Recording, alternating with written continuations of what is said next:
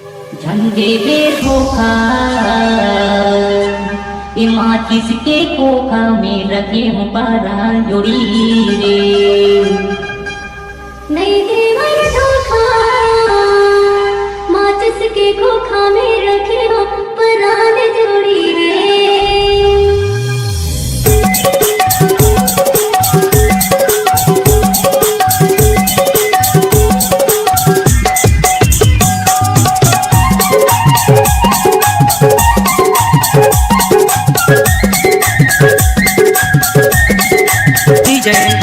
रंजू राधा रानी गाने बताना मोर कटियाना लेना सुनाना छाता के कमान में रखे हो परान जोड़ी रे।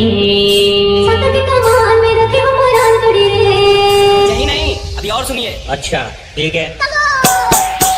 राधा रानी गाने बताना मोर कटियाना लेना